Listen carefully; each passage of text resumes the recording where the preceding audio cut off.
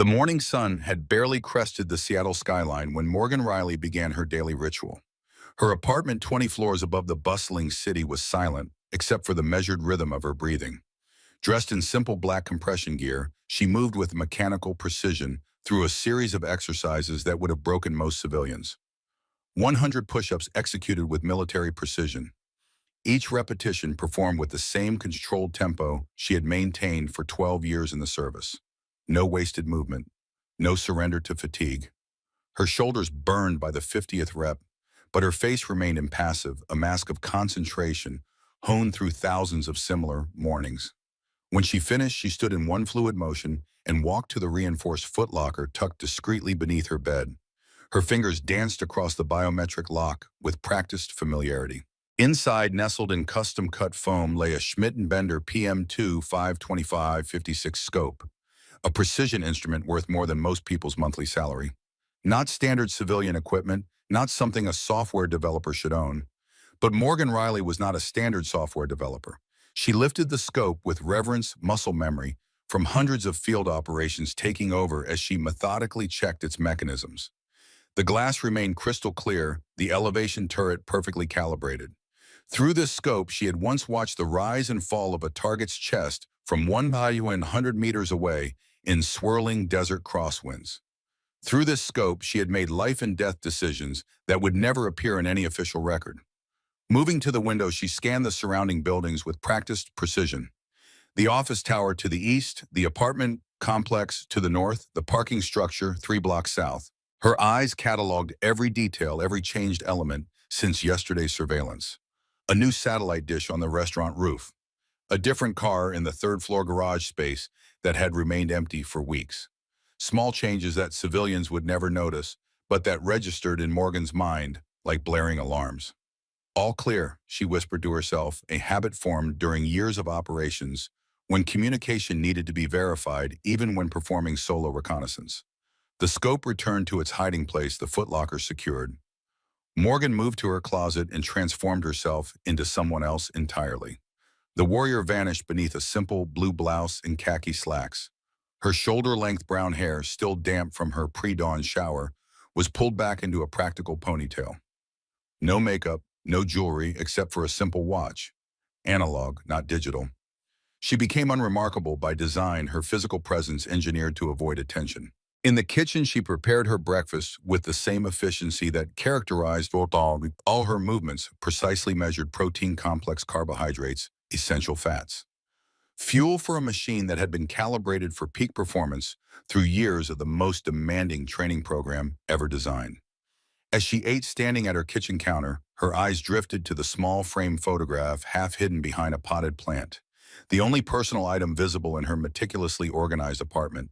4 figures in desert combat gear, faces streaked with camouflage paint and sand, standing before a helicopter. Their expressions serious, but with the unmistakable bond of those who had faced death together.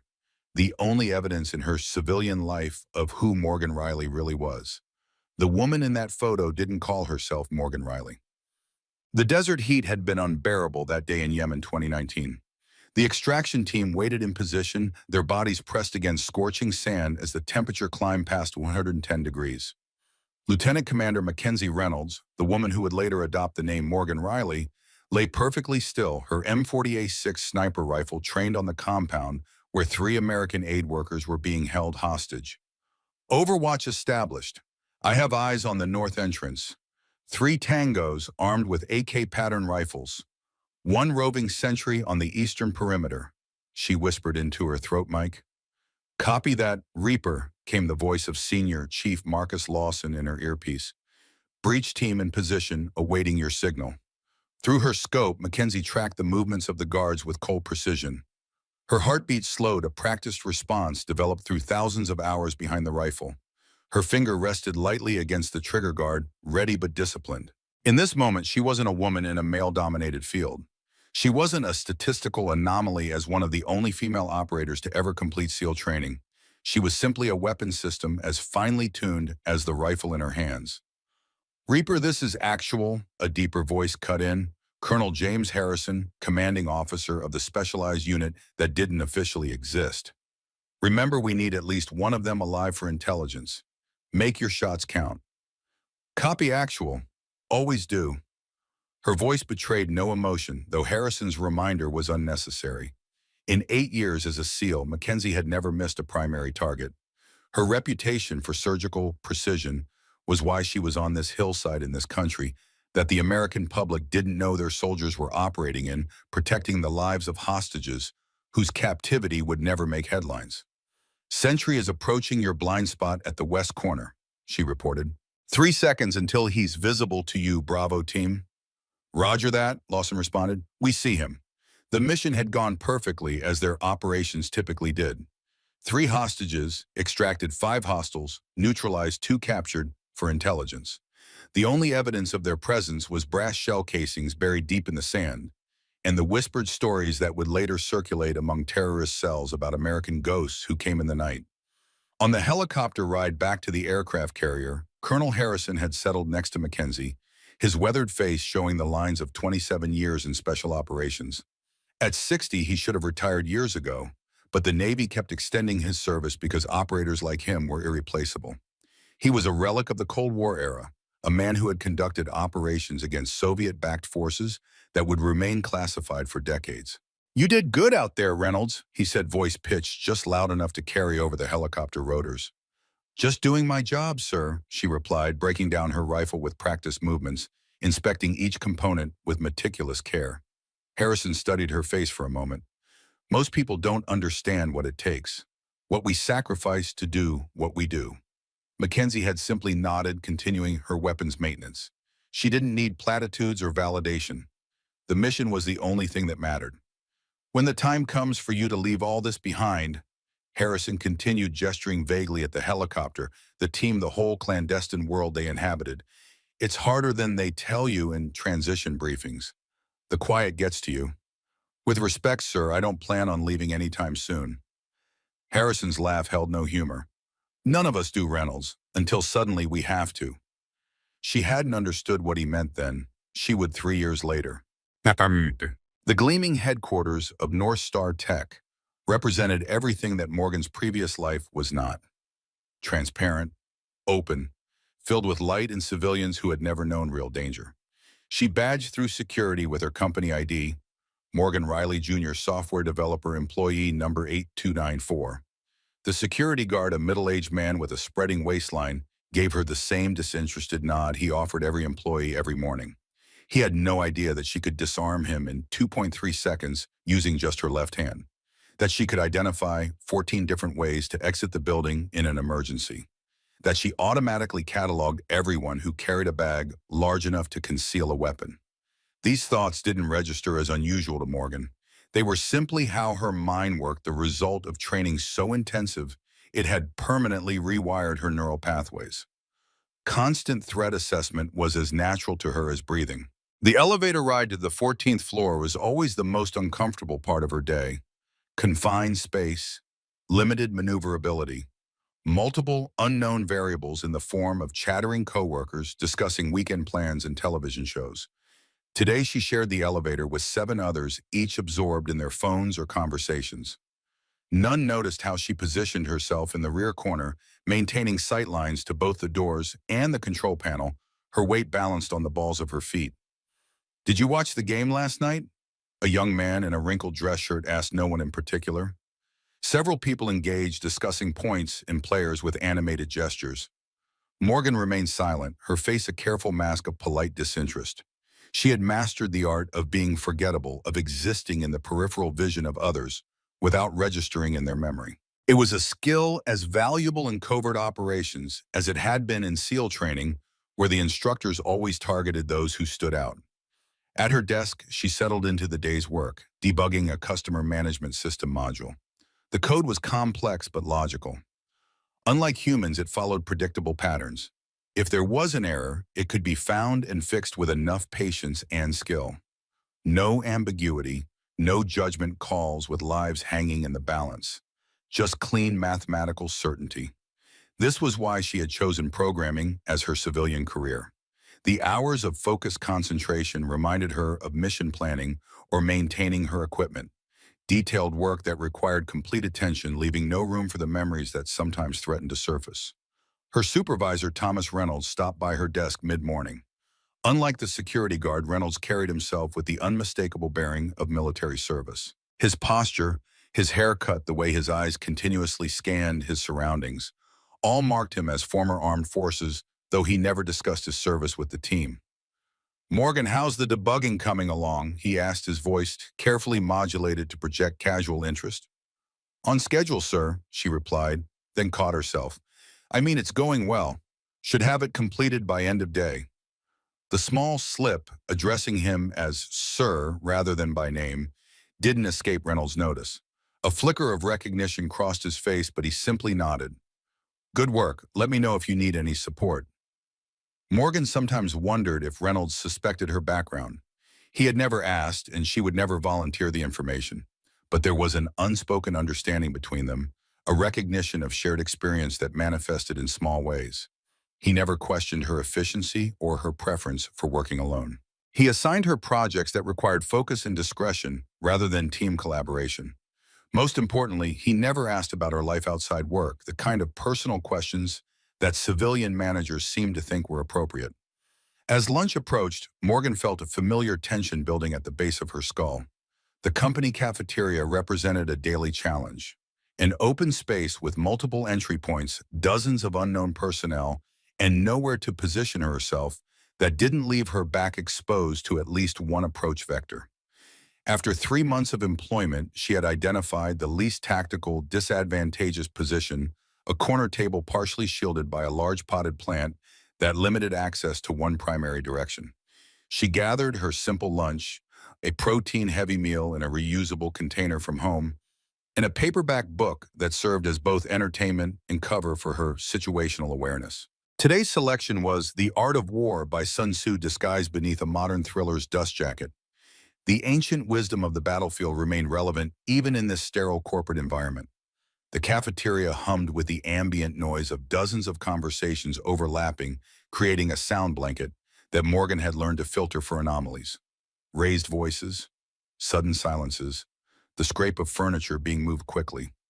She settled at her usual table, positioned herself with clear sight lines to the main entrance, and began to eat methodically while appearing to read.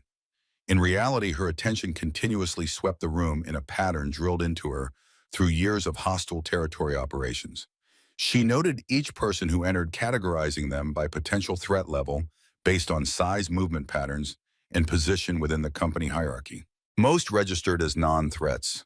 Software developers with poor physical conditioning, marketing staff more concerned with office politics than actual combat.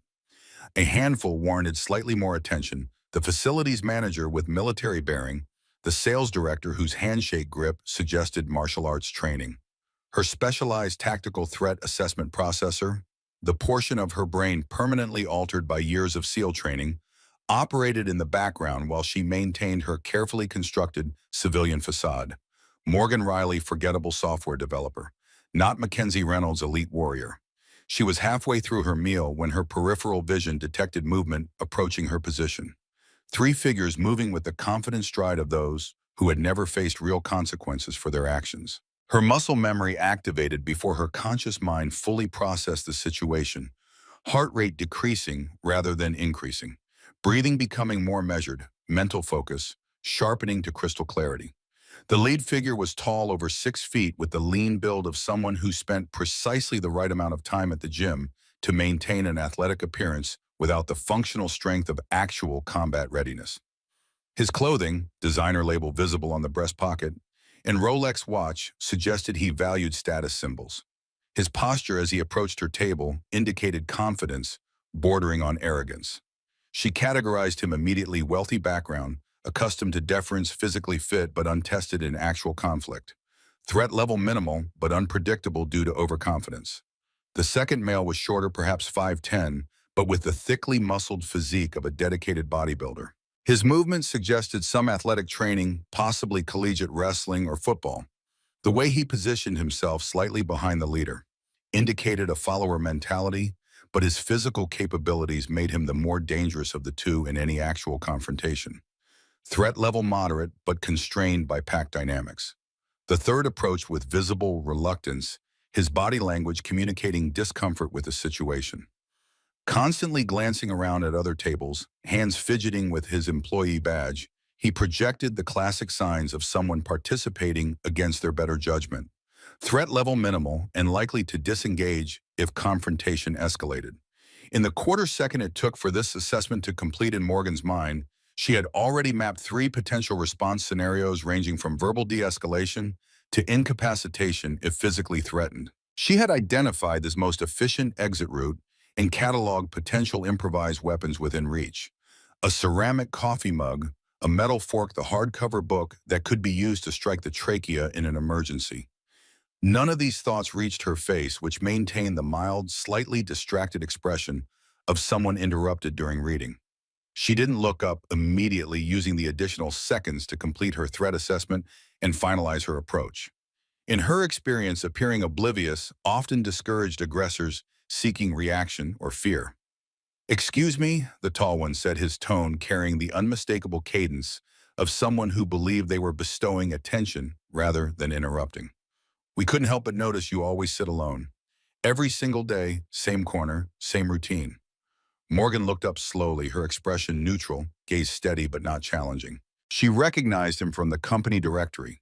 Bradley Hawkins, recent MBA graduate, part of the executive training program that fast-tracked privileged young men into management positions. His father was on the board of directors. "Is there something I can help you with?" she asked, her voice calm and measured, giving away nothing. Bradley exchanged glances with his muscular companion, a smirk playing at the corners of his mouth. "We were just wondering if you were like antisocial or something. Nobody ever sits with you. You never join team lunches. Kinda weird, don't you think?" The muscular one, Kyle Johnson, according to his visible ID badge, folded his arms across his chest in what he clearly thought was an intimidating posture. To Morgan, who had stared down armed insurgents, it was almost comically ineffective. "I prefer eating alone," Morgan replied simply, marking her place in the book with a napkin. "I find it restful." "Restful," Kyle snorted. "From what? All that intense coding. Come on, it's not like you're doing anything important." The third trainee shifted uncomfortably, glancing toward the cafeteria exit. "Guys, maybe we should just—" "Shut up, Nathan." Bradley cut him off without looking away from Morgan. "I'm having a conversation here." Morgan noted the dynamics with clinical detachment. Classic bullying behavior pattern. The leader establishing dominance, the enforcer providing physical intimidation, the reluctant participant trapped by social pressure. She had observed similar patterns in military units with poor leadership, though those were usually corrected through the chain of command. In the corporate world, these dynamics flourished unchecked. The cafeteria had grown quieter as nearby tables became aware of the confrontation. Morgan detected at least 3 phones raised to record the interaction. Modern civilians' default response to conflict. In her previous life, cameras were the enemy of operational security. Here they might serve as protection against false accusations. "I think we should all return to our lunches," she said calmly, making direct eye contact with Bradley. "I'm sure you have better things to do than concern yourselves with my social habits." Bradley leaned forward, invading her personal space in a manner calculated to provoke discomfort. "Actually, I don't. See, my father thinks it's important for future executives to understand every level of the company, even the weird loners in the coding department." Morgan remained perfectly still, her posture relaxed but balanced. To trained eyes, the subtle shift in her weight distribution would have been an unmistakable warning sign. Her center of gravity lowered slightly, her hands rested palms down on the table, ready but not threatening. "You know what I think?" Bradley continued, emboldened by her lack of visible reaction. "I think you're just scared. Scared that if people actually got to know you, they'd realize there's nothing interesting about you at all." The cafeteria had fallen completely silent now. From her peripheral vision, Morgan could see more phones recording more faces turned toward the confrontation. She also noted a security guard speaking into his radio near the entrance. Frank Wilson, 58 years old, former police officer, according to his conversation patterns and the way he carried his equipment belt. He would arrive at their location in approximately 40 seconds at his current pace. Kyle, mistaking her silence for fear, decided to escalate. "Maybe she's mute or something," he said loudly. Like actually mentally defective, that would explain a lot. Several gasps came from nearby tables. Even in the often ruthless corporate environment, this level of direct harassment crossed widely recognized boundaries. Morgan considered her options with the same methodical precision she had once applied to battlefield decisions. She could continue attempting verbal de-escalation. She could report the incident to HR. She could simply walk away, though that carried the risk of emboldening future harassment. Or she could end this definitively, though that option carried its own risks to her carefully constructed cover identity. "I think you gentlemen have made your point," she said, her voice quiet but carrying clearly in the silent cafeteria. "Perhaps it would be best if you returned to your own table." Bradley laughed, a harsh sound that echoed off the cafeteria walls. "Oh, now she wants to talk. What's wrong?" Finally realized people are watching, worried about what they'll think of the weird girl who can't make friends. Nathan, who had been mostly quiet, finally found his voice. "Come on, guys, maybe we should just—" "Shut up, Nathan," Bradley snapped without taking his eyes off Morgan. "We're having a conversation here." He turned back to Morgan, his confidence growing with each moment she didn't fight back. "You know what your problem is? You think you're better than everyone else sitting here with your little book acting all mysterious and superior?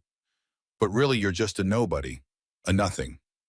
Morgan tilted her head slightly, studying him with the kind of clinical attention a scientist might give to an interesting specimen. "And what exactly would you like me to do about that?" The question seemed to catch Bradley off guard. He had expected tiered anger, or at least some kind of emotional reaction. Instead, he was faced with someone who seemed genuinely curious about his motivations, as if his harassment was an intellectual puzzle rather than a personal attack. "I want you to admit it," he said, his voice getting louder. "Admit that you're a loser who doesn't belong here. Admit that you're too scared and pathetic to make friends with normal people." Security guard Wilson finally reached their table, slightly out of breath from his hurried journey across the crowded cafeteria. "All right, what's going on here?" he asked, trying to project authority, despite being clearly overwhelmed by the situation.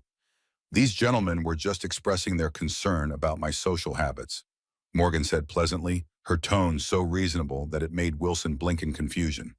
"That's not what happened," Bradley protested, though he was careful to modulate his voice now that authority had arrived. "She was being weird and antisocial, and when we tried to be friendly, she started making threats." Wilson looked back and forth between them, clearly out of his depth. Around the cafeteria, dozens of employees were still watching, many recording on their phones. "Threats?" Morgan asked, raising an eyebrow. "I don't recall making any threats. Did anyone else hear me make threats?" She looked around the cafeteria with innocent curiosity, and several employees shook their heads. "She said she was going to hurt us," Kyle insisted. "No," Morgan corrected gently. "I said you didn't want to threaten me. That's advice, not a threat. Very different things." Wilson was beginning to sweat now. Dealing with actual confrontations wasn't part of his usual routine, which mostly involved checking IDs and monitoring security cameras. "Look, maybe everyone should just go back to their tables." "Actually," Morgan interrupted, "I think these gentlemen have something they'd like to say first." All eyes turned to the three trainees who suddenly found themselves the center of attention in a way they definitely hadn't intended. The cafeteria remained completely silent, with everyone waiting to see what would happen next. Bradley looked around desperately, realizing he had somehow lost control of the situation. What had started as simple harassment of a quiet coworker had turned into something he didn't understand and couldn't navigate. We were just," he stammered. "You were just what?" Morgan prompted helpfully. "We were trying to be friendly," Nathan said quickly, eager to find a way out of the mess they had created. Morgan tilted her head thoughtfully. "Friendly, is that what you call it when you surround someone who's eating alone and tell them they're pathetic and mentally defective?" The words hung in the air like a physical presence. Around the cafeteria, employees were beginning to murmur among themselves, and the expressions on their faces had shifted from curiosity to disapproval as they realized what had actually been happening.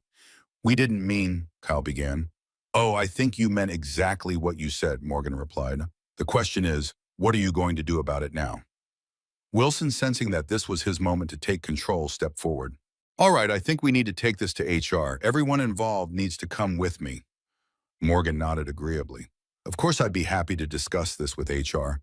I'm sure they will be very interested to hear about how their training program participants conduct themselves." The three trainees exchanged panicked glances.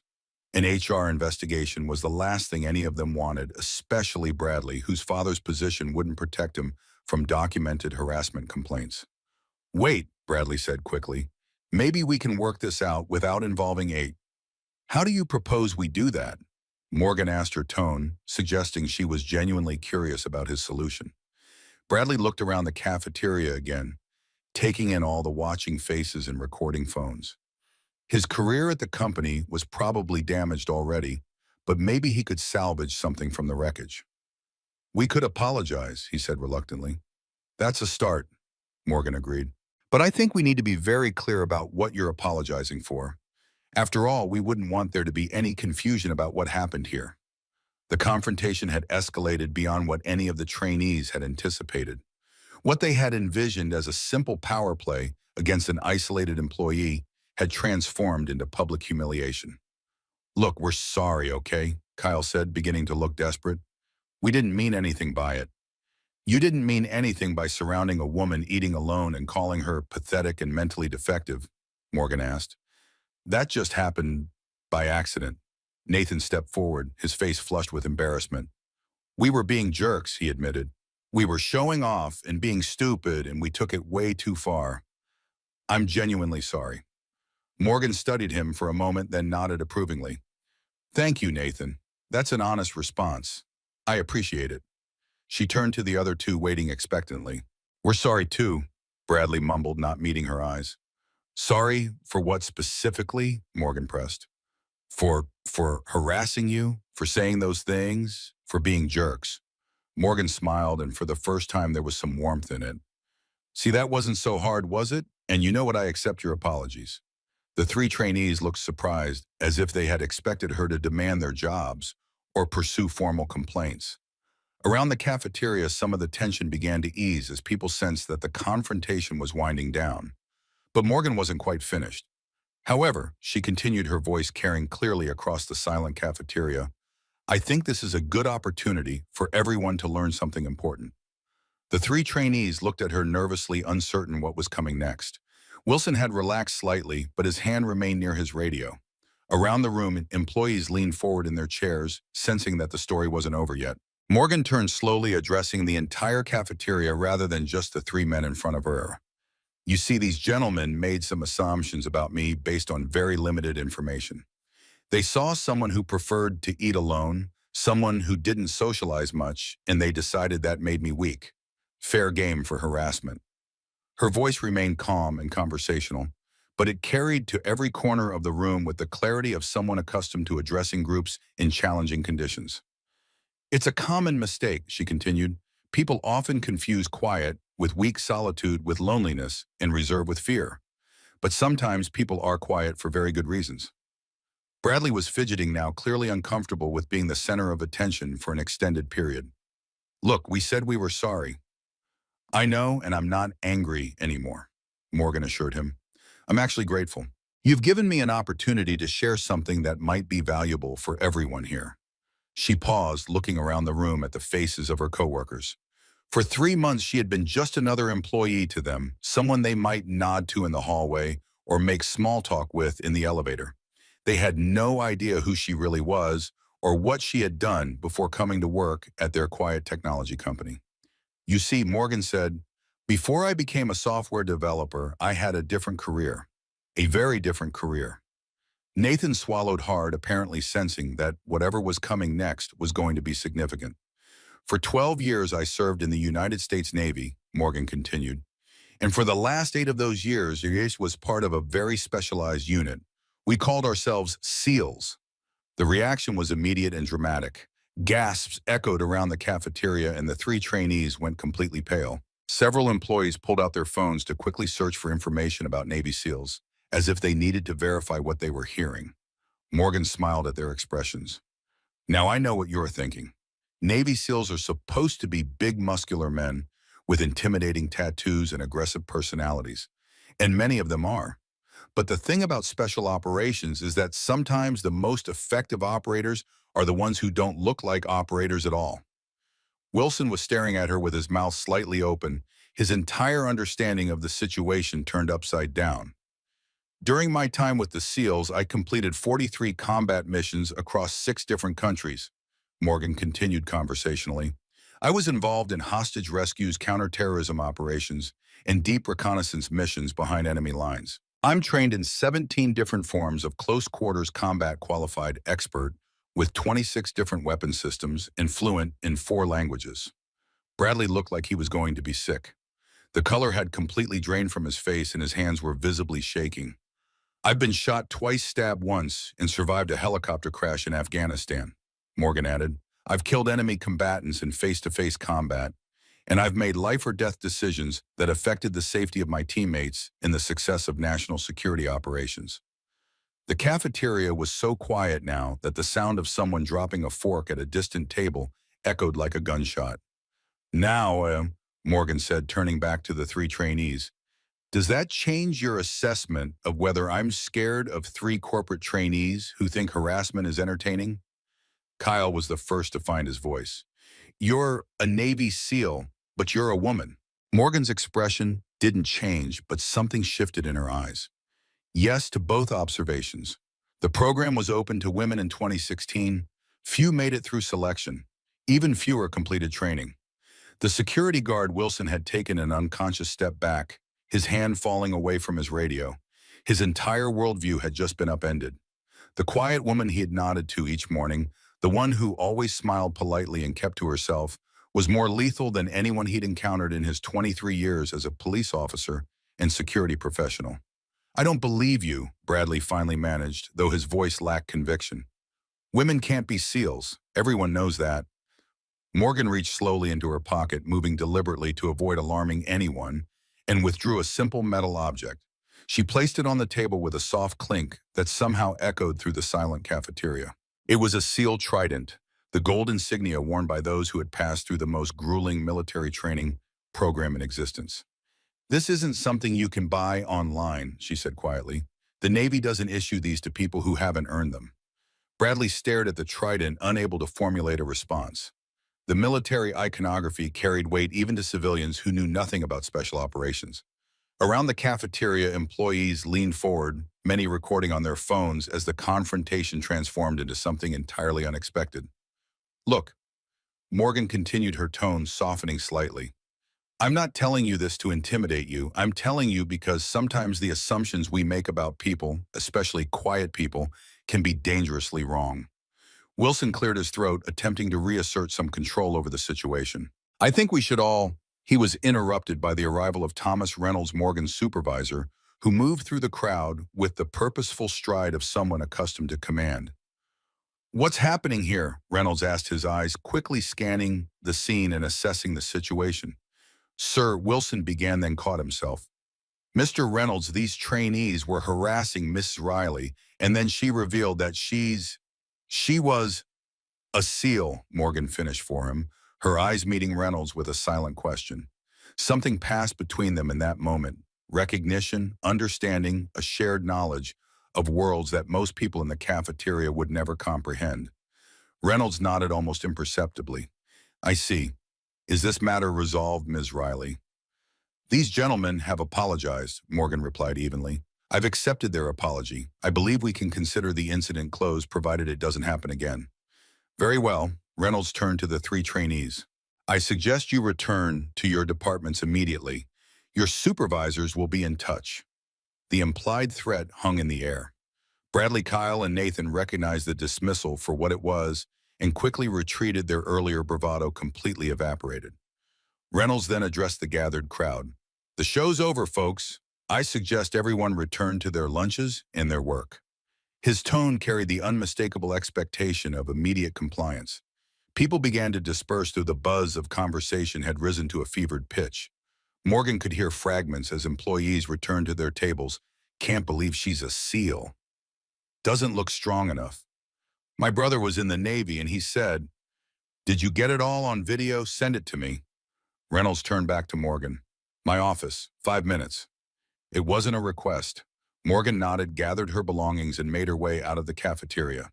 As she walked, she felt the weight of dozens of eyes following her. The carefully constructed anonymity she had maintained for 3 months had just been shattered in spectacular fashion. The consequences would be significant, though she couldn't yet calculate their full extent. In the elevator, she allowed herself a moment of genuine emotion. Disappointment. Not at the confrontation itself, those three idiots were irrelevant, but at the loss of the quiet life she had been building. She had hoped for at least a year of normalcy before her past caught up with her. 3 months had been all she got. As the elevator doors opened on the executive floor, Morgan squared her shoulders and adjusted her mental posture. Whatever came next, she would face it with the same discipline and focus that had carried her through firefights and hostage recessions. This was just another mission parameter change. Adapt and overcome. Reynolds was waiting behind his desk when she entered his office. He gestured to the chair across from him, then reached over and pressed a button that electronically frosted the glass walls of his office, ensuring privacy. "Well," he said after a long moment, "that was quite a scene downstairs." "I apologize for the disruption," Morgan replied automatically. Reynolds waved a hand dismissively. "The disruption isn't my concern. Those three morons got exactly what they deserved." He leaned forward. "But you just burned your cover, Lieutenant Commander Reynolds, quite thoroughly." Morgan's face remained impassive, but internally her threat assessment systems went on high alert. Reynolds had just used her real rank and name information that wasn't in any of her employment documents. "I don't understand, sir," she said cautiously. "Let's not waste time with denials," Reynolds replied, opening a drawer and withdrawing a file folder. "James Harrison and I served together in the Persian Gulf. He told me you were coming." Morgan's mind raced through possibilities. Colonel Harrison had never mentioned knowing anyone at North Star Tech. Was this a security breach, a trap? Or had Harrison deliberately kept her in the dark about his connection to Reynolds? "Don't look so alarmed," Reynolds continued, noting her subtle shift in posture. "This arrangement was approved at the highest levels. Your transition to civilian life needed to be managed carefully given your operational history. Harrison thought I could help provide cover while you adjusted." "Colonel Harrison never informed me of this arrangement," Morgan stated flatly. Reynolds nodded. "That was intentional. He thought you might resist if you knew your placement wasn't entirely of your own making. You always were stubborn about accepting help, according to him." The revelation stung more than Morgan wanted to admit. She had prided herself on making her own way after leaving the service, on establishing a civilian identity through her own efforts. Learning that her apparent independence had been quietly managed from the shadows felt like a betrayal, however well-intentioned. "So what happens now?" she asked. Reynolds sighed, glancing at his computer screen. "Now we deal with the fallout. Your little cafeteria revelation is already spreading through the company messaging system. By end of day, everyone in the building will know." "I could resign," Morgan offered. "Start fresh somewhere else." "It's too late for that," Reynolds said, turning his monitor so she could see it. On the screen was a social media post, a video from the cafeteria already accumulating thousands of views. The caption read, "Female Navy SEAL puts corporate bullies in their place. Watch until the end." Morgan felt a cold weight settle in her stomach. Operational security, the foundation of her existence for the past 12 years, had just been comprehensively compromised. Her face was now on the internet, linked to her classified military background.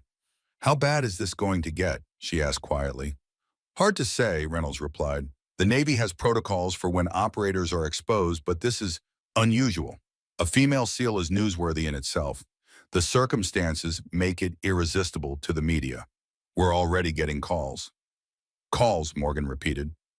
Reynolds gestured toward his phone. "3 news outlets have already contacted the company PR department. They want interviews, background confirmation of your service record. The video is going viral." Morgan closed her eyes, briefly calculating implications.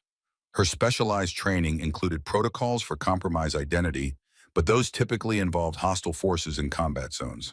This was different, a civilian exposure in the age of social media where information traveled at the speed of light and boundaries between classified and public were increasingly blurred. "I need to make some calls," she said finally. Reynolds nodded. "Take the rest of the day. Use my office if you want privacy." He stood to leave, then paused. "For what it's worth, Reynolds, I'm sorry this happened. You deserved your quiet retirement." "This isn't retirement, sir," Morgan replied automatically. "Just a different mission profile." Reynolds smiled slightly at that. Once an operator, always an operator. He left, closing the door behind him. Alone in the office, Morgan withdrew her secure phone from an inner pocket of her jacket. This device wasn't on any commercial network. It operated on encrypted military channels, providing a direct line to her former command structure. It was meant to be used only in emergencies. This qualified. She dialed a number from memory and waited through 3 encrypted handshakes before the call connected. Authorization code, came a crisp female voice. Echo November 74. Tango Whiskey, Morgan responded. A brief pause. Verified. Stand by for secure connection. 30 seconds later, a deeper voice came on the line. Reynolds, it's been a while. Admiral Bennett, Morgan acknowledged. We have a situation. Admiral Catherine Bennett, current director of Naval Special Warfare Command, was not someone who appreciated preamble or explanation. I'm aware. The video hit my desk 4 minutes ago. Current view count is approaching 1 million. Morgan wasn't surprised that the Admiral already knew. Naval intelligence maintains sophisticated monitoring systems for exactly this kind of security breach. What's the protocol? Morgan asked. There isn't one, Bennett replied bluntly. No female SEAL has ever been publicly exposed before. We're in uncharted waters. Can the video be contained? A short, humorless laugh came through the speaker. This isn't 2005 Reynolds. Once something's on social media, containment is virtually impossible. We're already seeing news outlets picking it up. Fox, CNN, MSNBC are all running segments within the hour. Morgan absorbed this with the same disciplined detachment she brought to battlefield intelligence. What are my orders? For now, maintain position and await further instruction. We need to coordinate with Public Affairs DoD and possibly the White House, depending on how big this gets. The White House? Morgan couldn't keep the surprise from her voice. You underestimate the significance of this, Reynolds. The existence of female SEALs has been a closely guarded operational secret. There are political implications, policy questions, congressional oversight committees that will have questions. This goes beyond just you. Morgan felt the weight of responsibility settling on her shoulders. Her actions in the cafeteria had potentially compromised not just her own cover, but aspects of national security policy. The ripple effects could impact other women in special operations whose existence remained classified. I understand, Admiral. I'll await orders. And Reynolds, Bennett's tone softened fractionally. Off the record, those boys had it coming. The call ended, leaving Morgan in silence. She sat motionless for several minutes, processing implications and formulating contingency plans. Her training had prepared her to adapt to rapidly changing situations, to make decisions with incomplete information under extreme pressure. This wasn't a battlefield, but the stakes felt no less significant. Her secure phone buzzed with an incoming text, another rarity as the device was meant for voice communication only. The message was from an unlisted number, but she recognized the verification code at the beginning. Check your personal email. Urgent. ML, Marcus Lawson, her former teammate. Morgan immediately pulled out her civilian phone and opened her email application. There was a single new message from an encrypted address containing only a link to a private messaging platform and an authentication code. She opened the link, entered the code, and found herself in a secure chat room. Lawson's message appeared immediately. Videos everywhere, 2.4 M views and climbing. Media digging into your background. Someone leaked partial service record. Not good. Morgan typed quickly, how bad is the leak? Yemen mission details. Afghanistan. Names redacted but ops described. Someone with clearances talking. This was worse than she'd anticipated. Operational details were classified at the highest levels. Their release could compromise ongoing missions, endanger active operators, and reveal intelligence sources and methods. A leak of this magnitude suggested someone high in the command chain, someone with access to classified briefings and after-action reports. Any idea who, she asked. Working on it, not alone, team is engaged. Team meant her former SEAL unit, the men and women with whom she had shared foxholes and firefights. Despite being officially dispersed to different assignments or civilian life, they maintained the unbreakable bonds formed in combat. If they were investigating, they would find the source. Watch your six, Lawson added. Not just media attention. Old enemies might see opportunity. Morgan hadn't considered that angle, but Lawson was right. During her career, she had helped eliminate high-value targets with extensive networks. Some of those networks had long memories and longer reach. With her cover blown, she could become a target for revenge. Understood. Safe house protocols. Affirmative, Harrison being brought in. Colonel Harrison's involvement was reassuring. Despite her mixed feelings about his arrangement with Reynolds, Harrison was the most experienced operator she knew. His strategic insight would be valuable in navigating this crisis. A knock at the office door interrupted their exchange. Morgan quickly closed the messaging app and composed her features into neutral alertness. "Come in," she called. The door opened to reveal Reynolds, his expression grave. "There's someone here to see you. Says it's urgent." He hesitated, then added, "She mentioned Beirut." Morgan's blood ran cold. Beirut was a code word associated with one of her most classified operations, a 2017 mission that had gone sideways when they discovered American equipment being illegally sold to terrorist organizations. The mission had been officially disavowed, all records sealed at presidential level. Only someone with the highest security clearance would know about Beirut. "Send her in," Morgan said, rising to her feet and unconsciously shifting into a defensive stance. Reynolds stepped aside and a woman entered the office. She was in her early 40s with close-cropped dark hair and the lean, tightly coiled physique of someone accustomed to physical training. She wore civilian clothes, a tailored pantsuit that couldn't quite disguise the military bearing beneath. "Lieutenant Commander Reynolds," the woman said, closing the door behind her. "I'm Diana Rodriguez, Army Special Operations retired. We need to talk." Reynolds glanced between them. "I'll give you privacy." After he left, Rodriguez remained standing, keeping a respectful distance, the instinctive spacing of one operator, recognizing another's need for tactical positioning. "How do you know about Beirut?" Morgan asked directly. "I was there," Rodriguez replied. "Different teams, same mission. Our units were compartmentalized, typical need-to-know operations. But I was on Overwatch when your team extracted the hostages and discovered the weapons cache." Morgan studied the woman carefully, searching for signs of deception. Beirut was a complete communications blackout. No records, no acknowledgement. Rodriguez nodded. "Officially, yes. Unofficially, some of us have been tracking what happened after. The weapons weren't supposed to be there, Reynolds. Someone high up was running an unauthorized operation using Navy resources to move arms to groups that were allegedly our enemies." "Arms dealing," Morgan stated flatly. "Among other things, money laundering through defense contracts, black funds being redirected. It goes deep." Morgan processed this, connecting dots from her own observations during the mission. She had reported finding American-made weapons with altered serial numbers, but her concerns had been dismissed by command. The mission briefing had been revised afterward, the weapons cache redacted from official reports. "Why are you telling me this now?" Morgan asked. "Because your cover is blown, and you need to understand the stakes." Rodriguez withdrew a tablet from her bag and passed it over.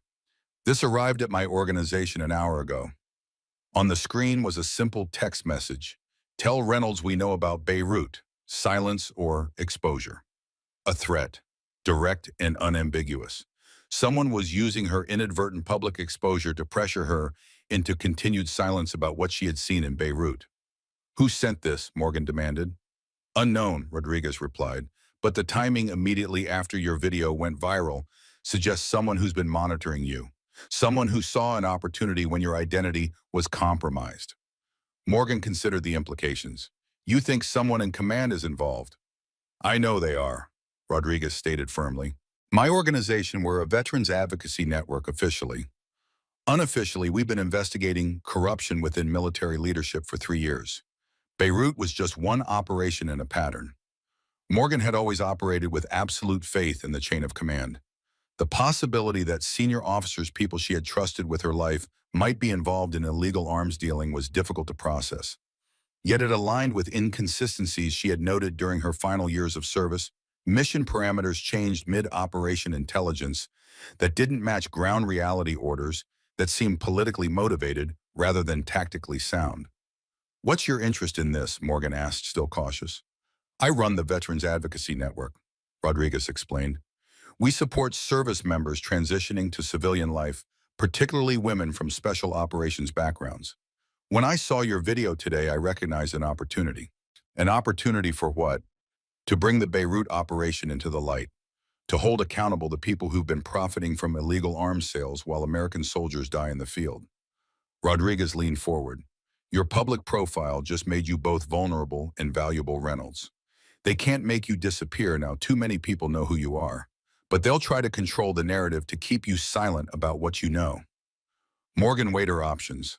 Her training emphasized mission completion, above all else, loyalty to the command structure, following orders without question. But her oath had been to the Constitution, not to individuals who might be betraying that same oath for personal gain. "What exactly are you proposing?" she asked finally.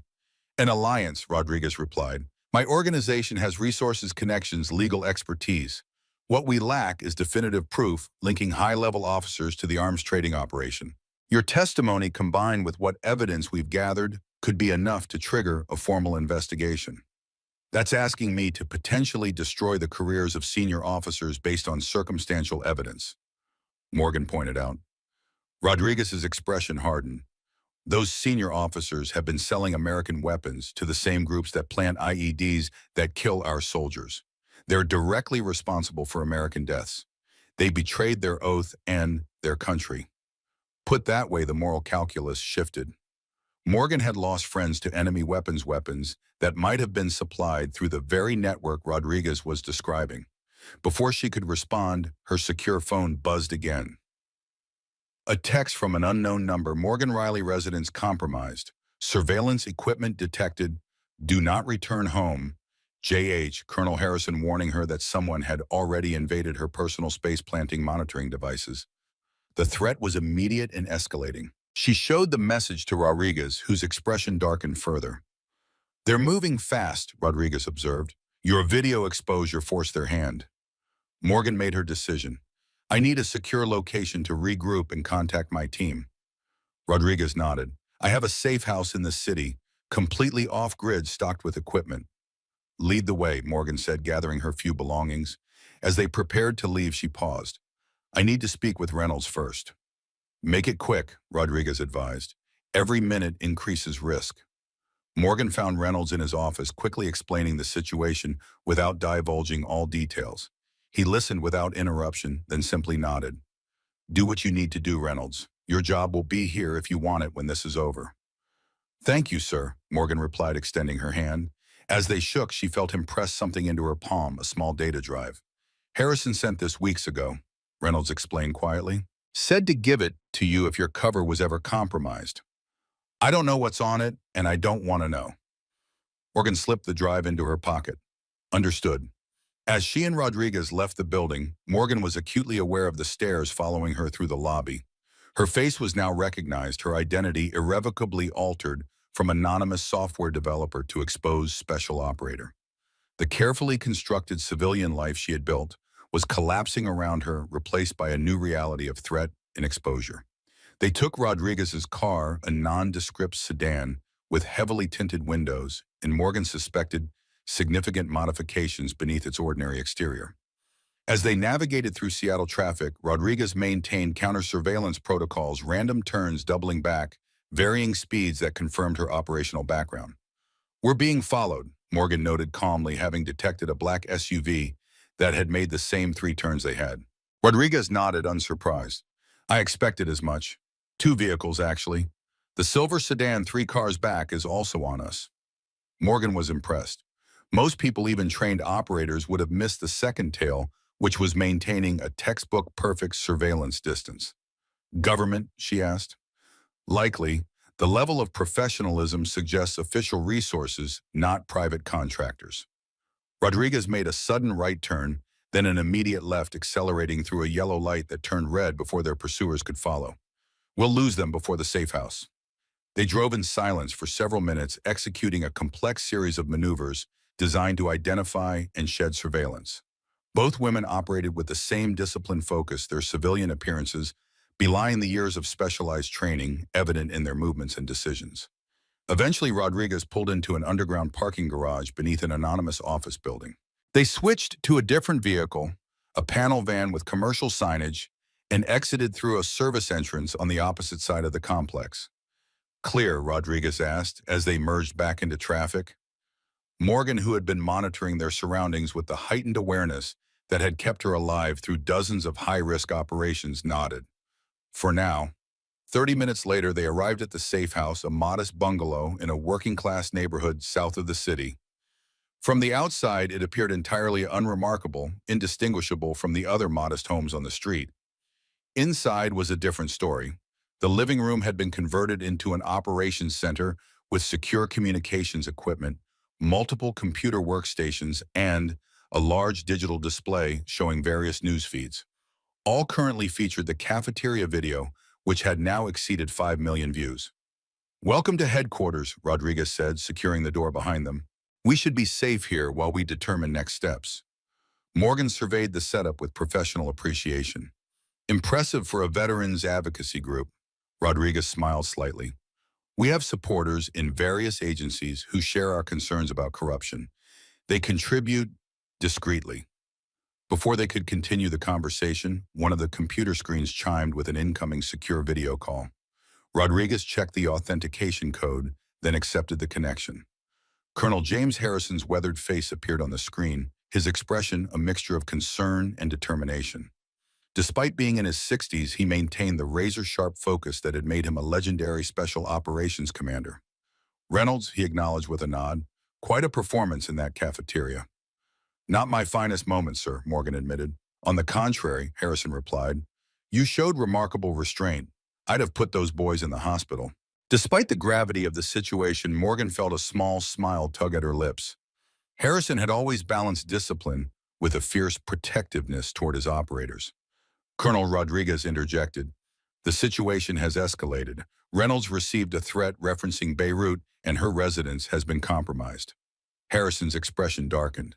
"I expected as much. The Beirut operation exposed too much of their network. They've been watching you since discharge Reynolds, waiting for an opportunity to either silence or control you all. Your viral video forced their hand." "Who's they exactly, sir?" Morgan asked. Harrison's sigh carried the weight of bitter disappointment. "People I once considered brothers in arms.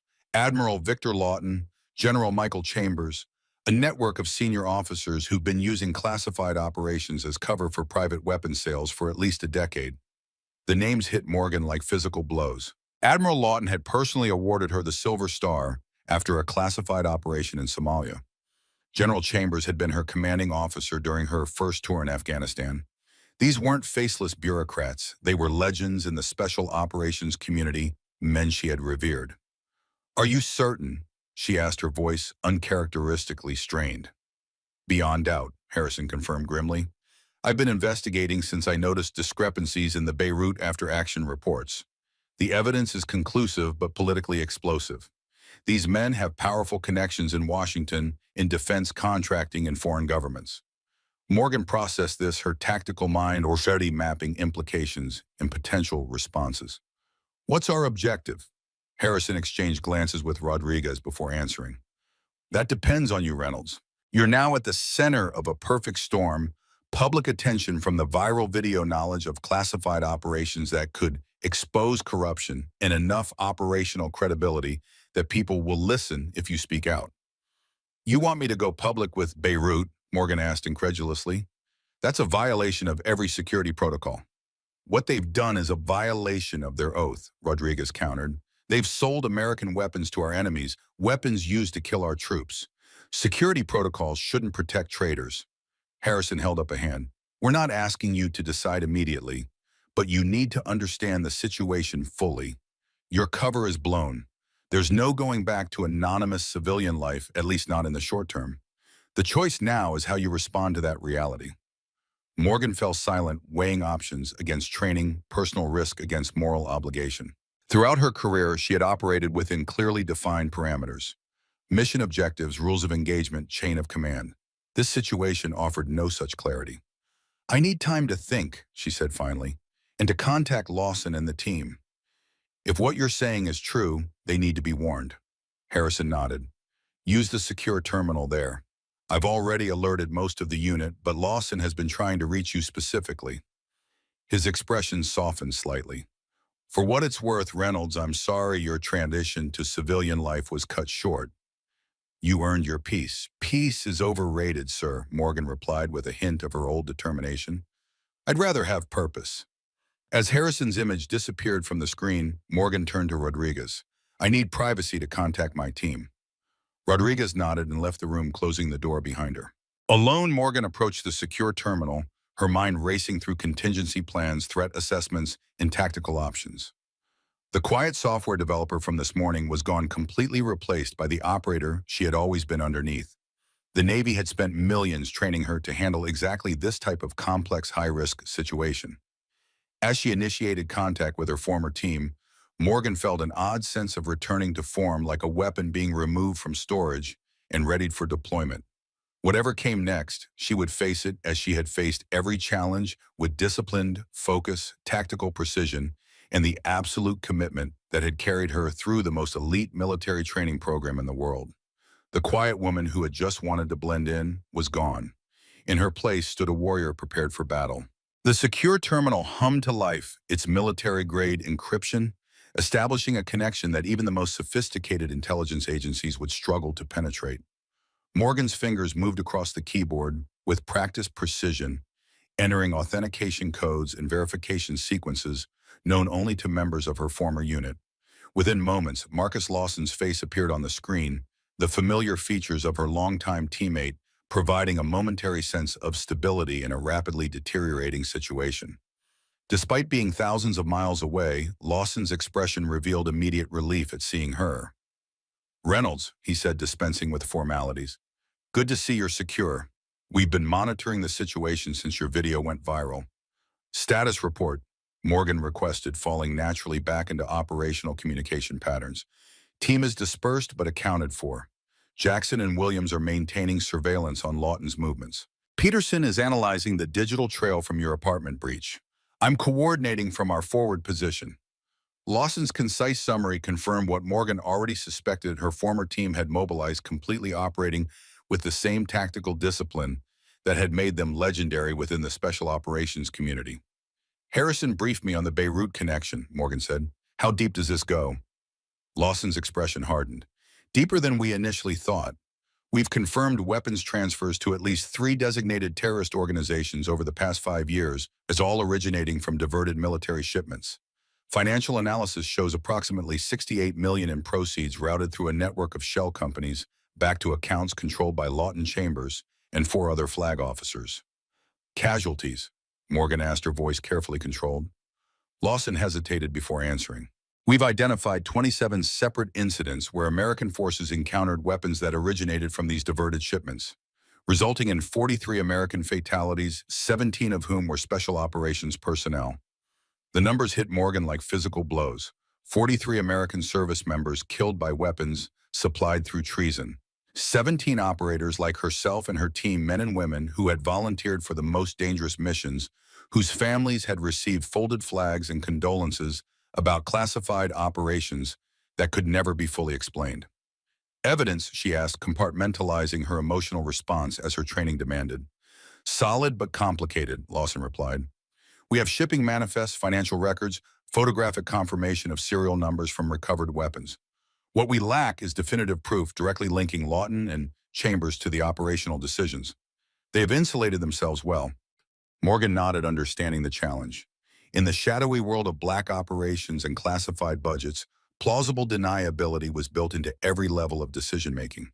Senior officers rarely left direct evidence of their involvement in operations, particularly illegal ones. "What about the data drive Reynolds gave me?" she asked. Lawson's eyes widened slightly. "Harrison's insurance policy. We weren't sure if he'd activated that contingency." "What's on it?" "I don't know the specifics, but Harrison mentioned securing direct evidence during the Beirut operation, something he kept completely off books as personal insurance. If he gave you that drive, it means he believes it contains enough to bring down the entire network."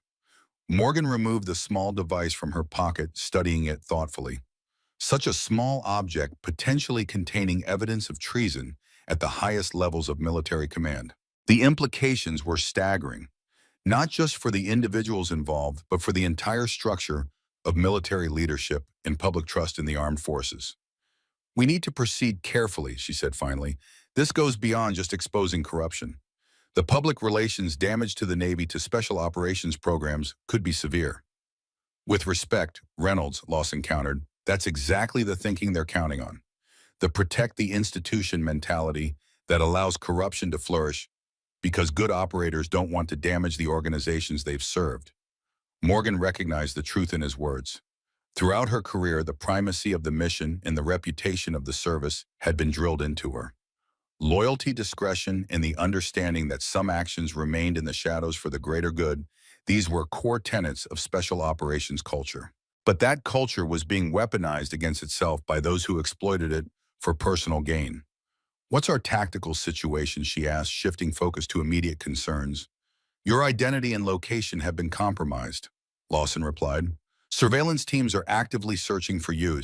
We've intercepted communications suggesting two separate teams, one official from Naval Intelligence ordered to secure you for debriefing, and another unidentified team with less clear objectives." "Kill team?" Morgan asked dispassionately. "Possible." The operational language was deliberately vague, but we intercepted equipment requests that included items consistent with rendition or elimination. Morgan absorbed this information without visible reaction, though internally she was recalibrating her threat assessment.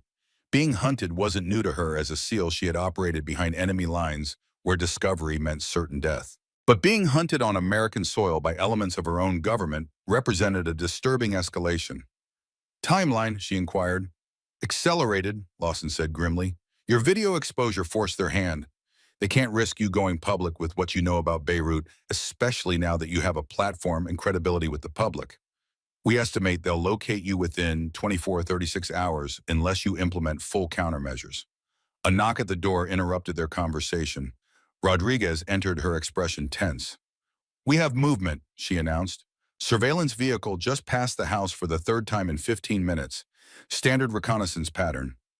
Morgan nodded to Lawson. "I'll contact you through Secure Channel 4 after relocation. Maintain operational security."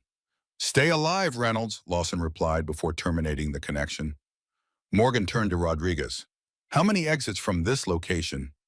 "3, Rodriguez answered immediately. "Main entrance, rear door through the kitchen, and an underground access point in the basement that connects to the drainage system. Vehicle is staged 3 blocks south, non-traceable." The efficient response confirmed Rodriguez's operational background. Despite her current role as an advocate, she clearly maintained the discipline and preparedness of her Special Forces training. "Time to move?" Morgan asked, already gathering essential equipment. "Not yet. If we leave now, we'll confirm this location is significant. Better to wait until dark, maintain normal patterns visible through windows, then execute our exit under cover of night." Morgan approved of the tactical assessment. "Agreed. In the meantime, I need to review what's on this drive." She held up the device Reynolds had given her. Rodriguez nodded, leading her to a standalone computer system isolated from any network connections, a secure environment for reviewing potentially sensitive information. As Morgan inserted the drive, the screen displayed a single video file and a text document labeled "Insurance." She opened the video first, bracing herself for what it might contain. Colonel Harrison's face appeared, looking slightly younger than when she had spoken with him earlier. The timestamp indicated the recording was from 3 years ago, shortly after the Beirut operation. "If you're watching this," Reynolds, Harrison began, "it means your cover has been compromised and the Beirut situation has become active. What I'm about to share was recorded without authorization during the debriefing following your team's extraction from the hostage rescue operation." The video shifted to a different angle, showing a secure conference room at a military installation. Admiral Lawton and General Chambers were visible, along with 3 other senior officers Morgan recognized from the Joint Special Operations Command. "The weapons recovery was not in the operational parameters," Lawton was saying, his voice tense. "Reynolds and her team should never have entered that section of the compound." "The intelligence was faulty," Chambers replied. "The building was supposed to be clear, but her team found not only the weapons cache, but documentation linking the shipments directly to our distribution network." "Has she reported the full extent of what she found?" one of the other officers asked. "Initial debrief indicates they documented the weapons, including serial numbers," Lawton confirmed. "But they don't yet understand the significance. We can contain this if we move quickly." "The after-action report needs to be sanitized," Chambers stated flatly. "Remove all references to American weapons. Replace with generic arms cache of Soviet-era equipment." "And the team?" another officer asked. Lawton's response was chilling in its casualness. "They're special operators. They understand that some missions require creative reporting for national security purposes. If anyone raises concerns, we emphasize the classified nature of the operation and the bigger picture they don't have clearance to see. The conversation continued for several more minutes, with the officers discussing specific steps to cover up the presence of American weapons in a terrorist compound and the financial channels that would need to be adjusted to avoid detection. As the video ended, Morgan sat motionless, processing what she had witnessed. The text file contained additional documentation, financial records, shipping manifests, and photographs taken during the Beirut operation, showing American weapons with serial numbers that had been reported as destroyed in a base fire the previous year. Rodriguez, who had been watching over her shoulder, broke the silence. That's explicit evidence of conspiracy, obstruction, and treason. They're on video discussing the cover-up and admitting knowledge of the weapons distribution network. Morgan added, her voice coldly analytical despite the betrayal she felt. Harrison recorded this at significant personal risk. This changes our tactical approach, Rodriguez observed. With this evidence, we don't need to rely solely on your testimony. We have direct proof of senior officers conspiring to cover up illegal arms sales. Morgan nodded, her mind already shifting to operational planning mode. We need to secure this evidence and deliver it to authorities who can't be compromised by Lawton's network. FBI counterintelligence would be my recommendation, Rodriguez suggested. They have jurisdiction over espionage and treason cases, and they're institutionally separate from military command structures. Agreed, but approach will be complicated. Lawton has connections throughout the intelligence community. We'll need to identify specific agents we can trust, establish secure communication, and arrange evidence transfer without exposing ourselves to potential interception. As they discussed options, Morgan noticed a subtle shift in the ambient lighting through the window blinds, a passing vehicle's headlights moving too slowly for normal traffic patterns. Second pass in the last 5 minutes, Rodriguez confirmed, having noticed the same detail. They're establishing surveillance positions. Morgan moved to the window, carefully positioning herself to observe without being visible from outside. The neighborhood appeared normal at first glance, but her trained eye detected the tactical positioning taking shape: a vehicle positioned at each end of the street, a man walking a dog who had passed the house twice in 30 minutes, the barely perceptible outline of a spotter on a rooftop 2 houses down. They found us, Morgan stated calmly. Perimeter containment in progress. Multiple operators, professional deployment. Rodriguez checked the time. Still 3 hours until full darkness. Too long to wait now that they have established positions. Agreed. We need to create a diversion and execute immediate egress. Morgan was already moving toward her equipment, assembling only what was absolutely essential for the next phase of operations. Priority is securing the evidence and in maintaining our freedom of movement. I'll prepare the basement exit, Rodriguez said. We can use the drainage system to bypass their perimeter, emerge 3 blocks away, where our secondary vehicle is staged. As Rodriguez moved toward the basement door, Morgan completed her preparations with the economical precision that had defined her military career. The secure drive was her highest priority. She placed it in a waterproof pouch and secured it inside her clothing. Next, communications equipment that couldn't be compromised. Finally, a compact sidearm with suppressor concealed in a specially designed holster that wouldn't be visible under her civilian clothing. The transformation was complete. Morgan Riley, the quiet software developer, had fully receded. In her place stood Lieutenant Commander Mackenzie Reynolds, Navy SEAL, preparing for a high-risk exfiltration under enemy observation. Rodriguez returned moments later. Basement exit is prepped. I've activated countermeasures to cover our movement. Morgan nodded her approval. Lead the way. They moved silently through the house, maintaining normal patterns visible from outside while gradually working their way toward the basement access point. Rodriguez's countermeasures became apparent as they descended the stairs, small devices placed strategically throughout the house, programmed to create the impression of continued occupancy after they had gone. Lights would turn on and off in patterns consistent with human movement. Recorded conversation would play at irregular intervals. The surveillance team would hopefully remain focused on the house for precious additional minutes while they made their escape. The basement access point was cleverly disguised as a storage cabinet. Behind it lay a narrow tunnel connecting to the city's drainage system, a modification Rodriguez had obviously made with exactly this type of emergency in mind. Tight fit, Rodriguez warned as she opened the concealed door. but it opens into a maintenance tunnel after about 20 meters. Morgan slipped into the narrow passage without hesitation, her compact frame navigating the confined space with practiced ease. Years of SEAL training had included countless exercises in confined space maneuvers, underwater cave systems, air ducts, underground tunnels. This was familiar territory. Rodriguez followed, securing the entrance behind them. They crawled in silence through the damp, concrete passage, guided only by the dim glow of chemical light, sticks Rodriguez placed at intervals. After approximately 3 minutes, they reached a larger maintenance tunnel where they could stand upright. "This way," Rodriguez whispered, leading them through the underground labyrinth. "2 more junctions, then we surface near our extraction vehicle." They moved efficiently through the tunnels, maintaining awareness of time and direction. Morgan noted that Rodriguez navigated without reference to any map or device. She had clearly memorized this escape route and practiced it previously. Another confirmation of her operational background and preparation.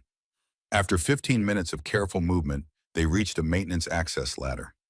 Rodriguez ascended first, carefully lifting the cover just enough to scan their surroundings before signaling Morgan to follow. They emerged in a nondescript alley 3 blocks from the safe house. No surveillance visible. The secondary vehicle, a battered work van with commercial signage, was parked exactly where Rodriguez had indicated. "Clear," Morgan confirmed after performing her own scan of the area.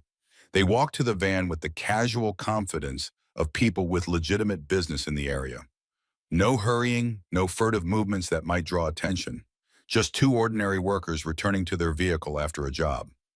Once inside, Rodriguez started the engine and pulled away at a normal pace. "We'll take an indirect route to the secondary location. If we've been compromised, we should identify pursuit within the first 10 minutes.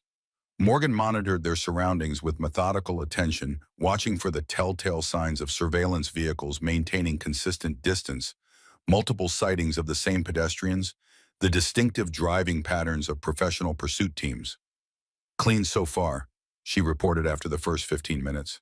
Rodriguez nodded, continuing their circuitous route through Seattle's evening traffic. "Secondary location is 30 minutes out. Remote property, defensible positioning, stocked for extended occupation if necessary." As they drove, Morgan reviewed their tactical situation.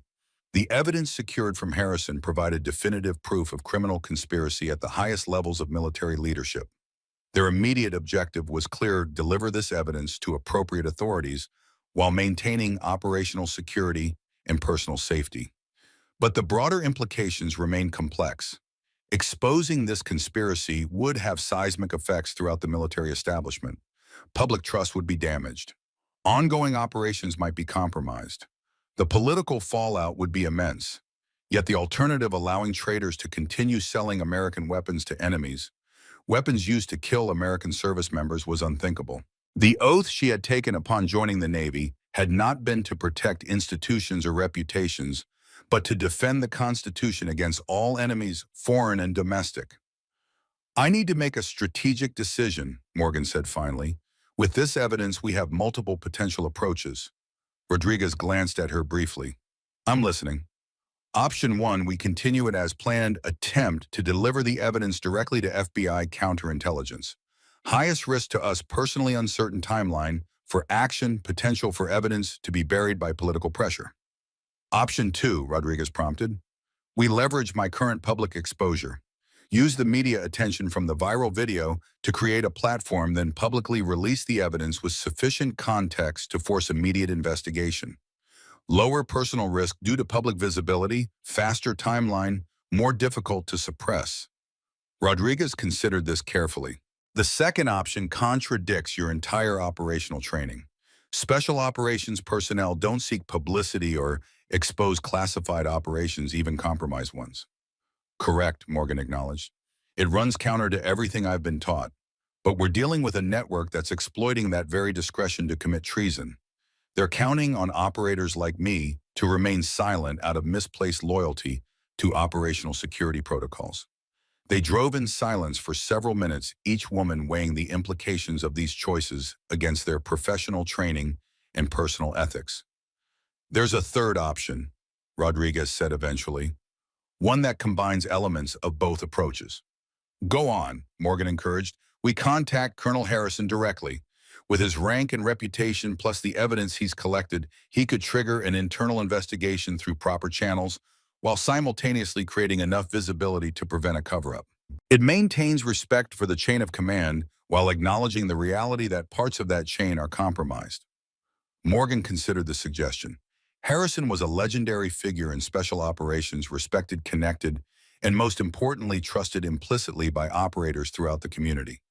If anyone could navigate this minefield of competing loyalties and institutional pressures, it was him.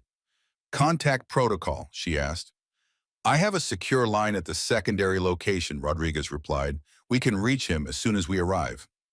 Morgan nodded her agreement, and they continued their journey in tactical silence, each processing the implications of the decisions ahead. The secondary location proved to be a small cabin nestled in dense forest approximately 40 miles outside Seattle. Its isolated position offered excellent defensive advantages, clear lines of sight in all directions, minimal approach of vectors that could be easily monitored, and natural cover that would conceal their presence from casual observation. Rodriguez parked the van in a concealed position behind the structure and led Morgan inside. The interior was sparse but functional basic living accommodations, surrounded by sophisticated security and communications equipment.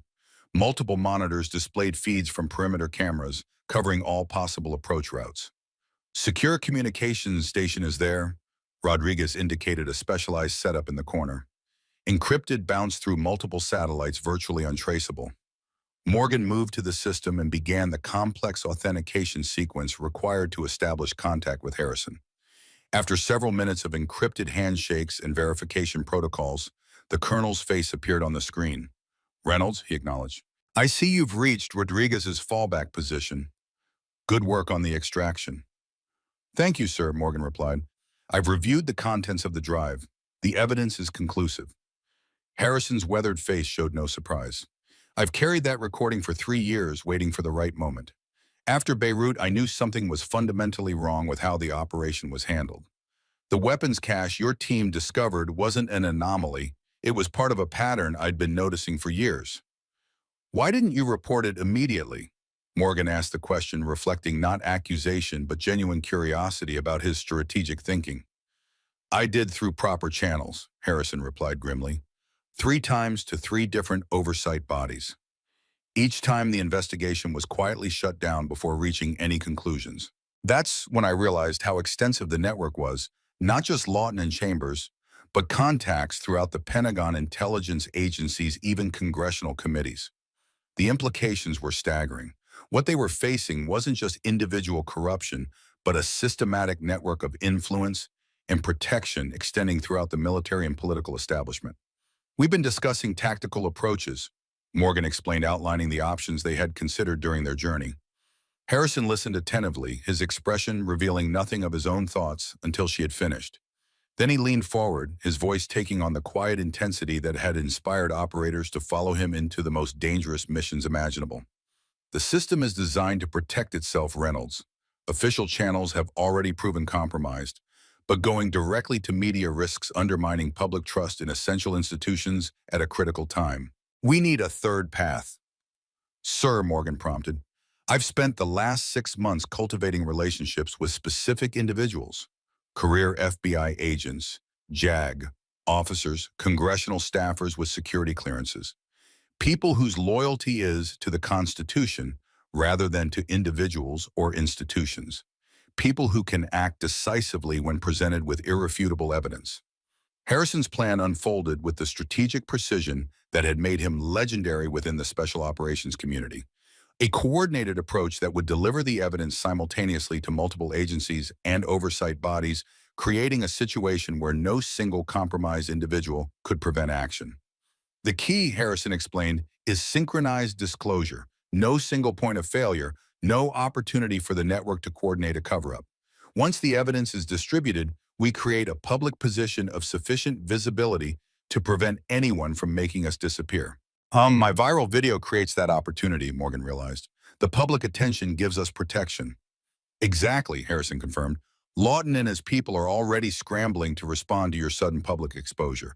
They're trying to locate you physically while simultaneously developing cover stories to discredit anything you might say about classified operations. We use that distraction to implement our disclosure strategy. As they finalized the operational details, Morgan felt a familiar sense of purpose, returning the clarity that came with a well-defined mission and clear objectives. For 3 months, she had been attempting to adapt to civilian life, suppressing the warrior identity that had been forged through years of the most demanding training and combat operations in existence. Now that identity was not only acknowledged, but essential.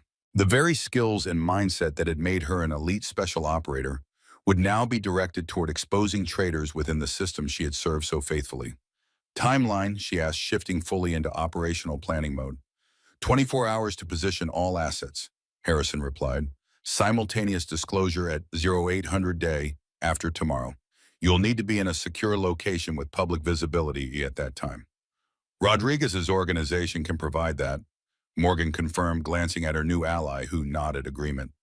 One final consideration, Harrison added, his expression grave. Once we initiate this operation, there's no going back to your previous life. The quiet retirement you sought will be permanently compromised. Morgan considered this for a moment, then responded with the quiet conviction that had carried her through the most challenging moments of her career. With respect, sir, I never really left. I just changed battlefields. The Georgetown University auditorium hummed with anticipation. Every seat was filled with additional attendees standing along the walls, their attention fixed on the podium, where Lieutenant Commander Mackenzie Reynolds, now known to the world by her true name, prepared to address the crowd. 6 months had passed since that morning in the secluded cabin when she'd made her decision. 6 months since Harrison's synchronized disclosure operation had sent shockwaves through the military establishment and American government. 6 months of congressional hearings, military tribunals, and relentless media coverage. Admiral Lawton and General Chambers were now in military custody, facing charges of treason, conspiracy, and dereliction of duty. 4 other flag officers had been implicated, with 2 choosing to cooperate in exchange for leniency. The weapons network had been dismantled, its financial channels frozen, its operatives identified and arrested. The cost had been high. Public trust in military leadership had been temporarily damaged. Operational security protocols had undergone comprehensive review and revision. Some missions had been compromised, requiring rapid extraction of deployed assets, but the benefits had been greater. American weapons were no longer flowing to enemy combatants. The corrupt network that had profited from American deaths had been exposed and dismantled. Most importantly, a system of accountability had been established with new oversight mechanisms designed to prevent similar corruption in the future. Morgan, she still thought of herself by that name, sometimes smoothed her dress uniform, the decorations on her chest reflecting her distinguished service. Among them was the newly awarded Distinguished Service Medal presented by the President himself for her role in exposing the conspiracy. Colonel Harrison sat in the front row, his weathered face showing pride as he watched his former operator take the stage. Beside him sat Diana Rodriguez, whose Veterans Advocacy Organization had expanded its mission to include rooting out corruption in military leadership. As Morgan approached the microphone, the applause was thunderous. She waited for it to subside, then spoke with the quiet authority that had become her trademark in media appearances. 6 months ago, I stood in a corporate cafeteria and revealed a truth I had kept hidden for years, she began. Today I stand before you to talk about a different kind of truth, the kind that requires courage not just on the battlefield, but in the quiet moments when we must choose between loyalty to individuals and loyalty to the principles we swore to defend. From the back of the auditorium, Morgan spotted a familiar face, Marcus Lawson, along with several other members of her former SEAL team. They had all paid professional prices for their involvement in exposing the conspiracy, but none regretted their choice. Our oath was never to protect institutions or reputations, Morgan continued. It was to defend the Constitution against all enemies, foreign and domestic. Sometimes honoring that oath means making difficult choices, choices that go against everything we've been trained to do. As she concluded her speech to another round of applause, Morgan realized that her greatest mission had not been conducted in the shadows of foreign battlefields, but here in the full light of public scrutiny. The quiet woman who had once sought anonymity had found her true purpose in speaking truths others had tried to silence. She had changed battlefields, but she remained a warrior fighting now for accountability, honor, and the true values of the nation she had always served.